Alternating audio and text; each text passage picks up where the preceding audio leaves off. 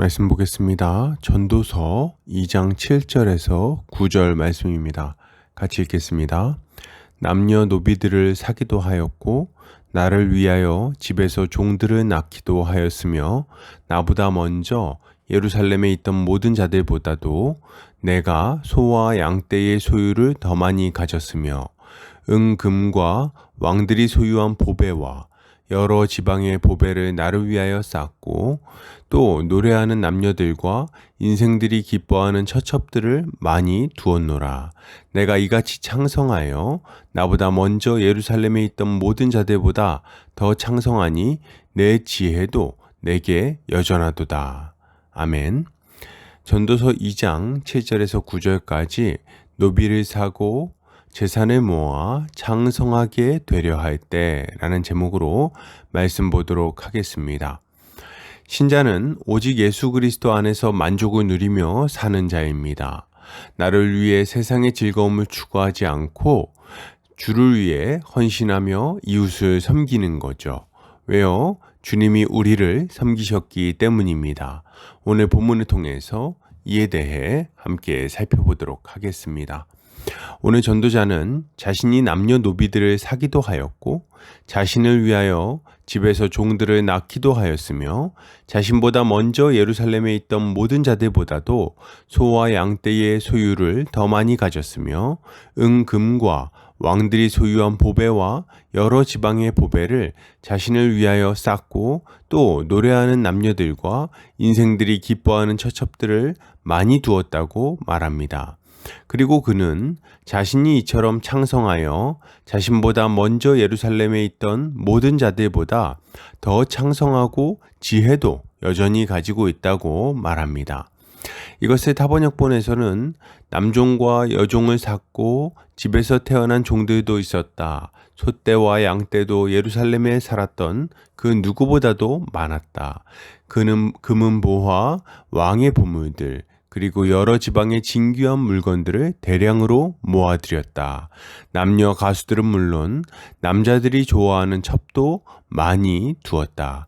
나는 전에 있던 예루살렘의 그 누구보다도 위대하게 되었고 지혜도 늘 나와 함께 있었다. 라고 번역하고 있습니다. 본문은 나를 위하여를 계속 반복하고 가지다와 쌓다, 두었다를 반복하는 것을 통해 전도자가 가진 많은 소유를 강조하고 있습니다. 이것은 사람이 이 땅에서 크게 성공하고 많은 부를 얻고 많은 쾌락을 누린다 할지라도 참된 만족과 기쁨을 얻을 수 없다는 것을 교훈하는 동시에 참된 만족과 기쁨은 오직 예수 그리스도 안에서만 얻을 수 있다는 것을 잘 교훈하는 말씀이라고 할 수 있겠습니다. 오늘 전도자는 자신의 화려한 삶을 자랑합니다. 그는 자신이 남녀 노비들을 사기도 했고 자신을 위해 집에서 종들을 낳기도 했다고 말합니다. 전도자는 자신을 대신해서 일해줄 노비를 마련해서 삶의 편의를 도모했어요. 그들의 전적인 헌신과 섬김을 통해서 기쁨을 누린 것입니다. 그리고 그는 자신보다 먼저 예루살렘에 있던 모든 자들보다도 더 많은 소떼와 양떼를 가지고 있었습니다. 그는 소떼와 양떼를 통해 당장 필요한 고기와 우유와 가죽과 양털을 얻었을 뿐 아니라 그 가축을 통해서 가진 재산을 점점 더 불려 나갔습니다. 그는 점점 더 큰 부를 이루게 하는 가축을 통해 미래에 대한 걱정과 근심을 없애버린 거죠. 그리고 또한 그는 집에 금과 여러 왕들이 가지고 있던 보배와 여러 지방의 보배들을 쌓아 두었습니다. 왕들이 가지고 있던 보배들이니 그것이 얼마나 진귀한 것들이었을까요? 각 지방의 특별한 보배들을 모아두었으니 그것이 얼마나 눈을 즐겁게 했겠습니까?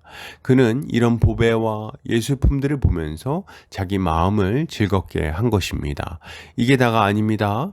그는 노래하는 남녀들을 통해서 가물을 즐겼으며 쾌락을 얻고자 아름다운 처첩들을 많이 두었습니다. 그는 사람의 마음을 기쁘게 할 만한 것을 다 시도했는데 다른 사람들과 비교가 되지 않는 수준으로 이 모든 것을 이루고 누렸어요. 그에게는 상대적 박탈감이 찾아올 수 없었습니다. 왜요? 자신이 모든 사람보다 월등하게 많은 것을 가졌고 누리고 있었기 때문이죠. 그는 높은 지위도 있었고 건강도 있었고 돈도 많았고 자신을 섬기는 사람도 많았고 사랑하는 사람도 넘치도록 있었는데 머리까지 좋았던 거죠. 여러 가지 경험도 넘치도록 했습니다. 도대체 부족한 것은 찾아볼래야 찾아볼 수가 없는 사람인 거죠. 그러나 이 모든 것을 소유하고 누려본 전도자의 결론은 무엇입니까? 허무하다입니다. 그는 자신을 섬기는 많은 종들의 헌신으로도 점점 더 불어나는 재산과 진귀한 보물로도 만족하지 못했습니다. 음주 가무를 즐기고 수많은 여인들과 사랑을 나누었지만 결국 만족하지는 못한 거죠. 그는 이 모든 것을 명철한 이성을 가지고 누렸습니다. 약에 취해서 흥청망청한 것이 아니라 그 즐거움을 아주 잘 누린 거죠. 그러나 결론은 같았습니다. 그는 이 모든 일이 허무하다고 결론 내리는 거예요. 이것은 참 충격적인 말입니다. 왜냐하면 전도자가 누려본 것들은 이 시대의 사람들도 여전히 바라는 것들이기 때문입니다. 사람들은 경제적인 문제로 고민하는 삶에서 벗어나고 싶어 합니다.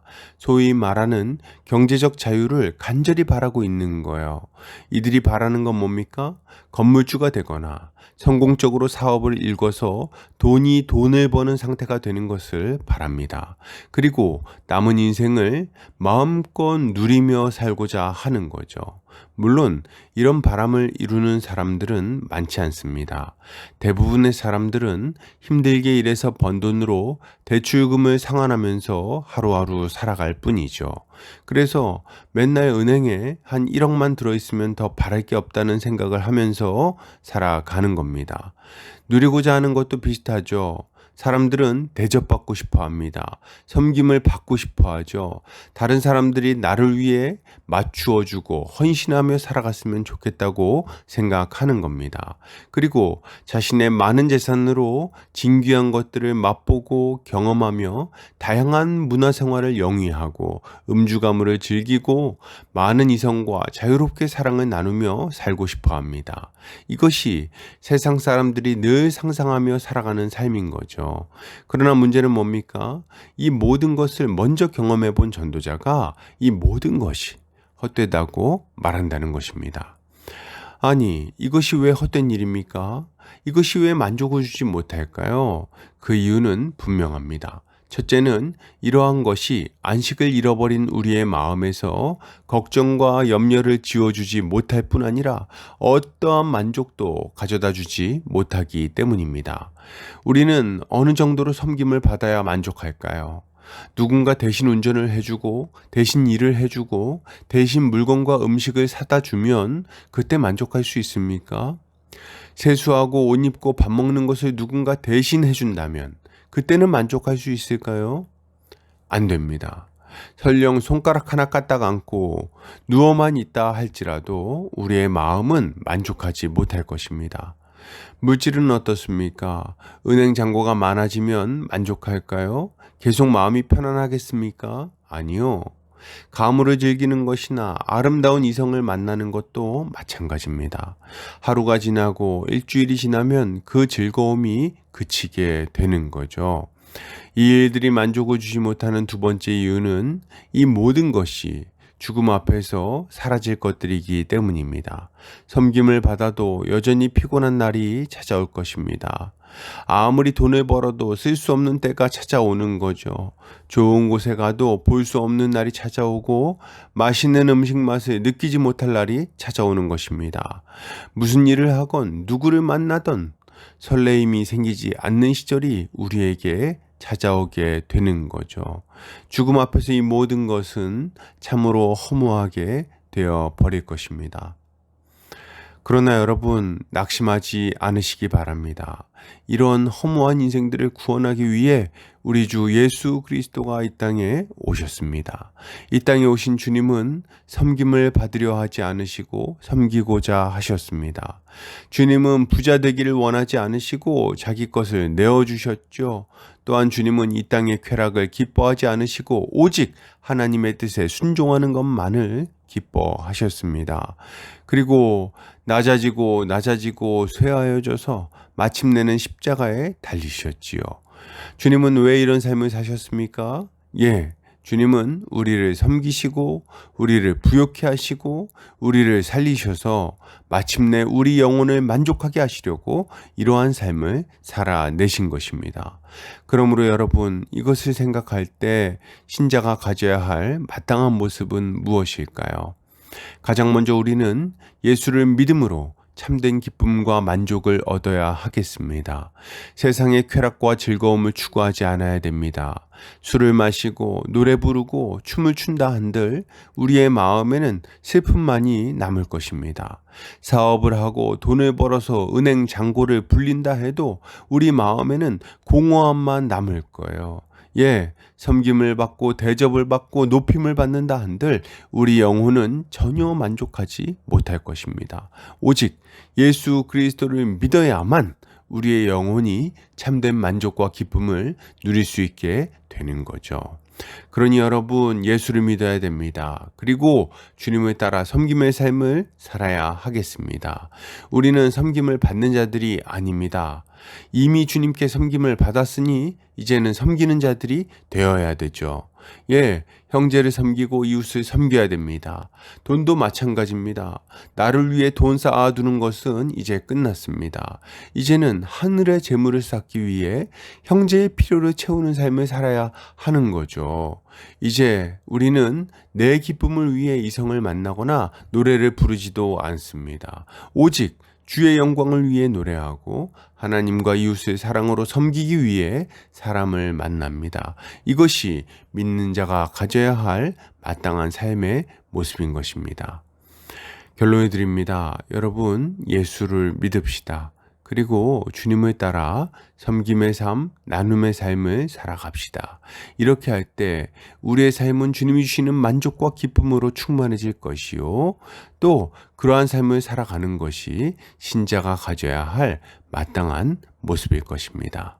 오늘도 주님의 지혜로 승리하는 성도님들 되시기를 주의 이름으로 축복합니다.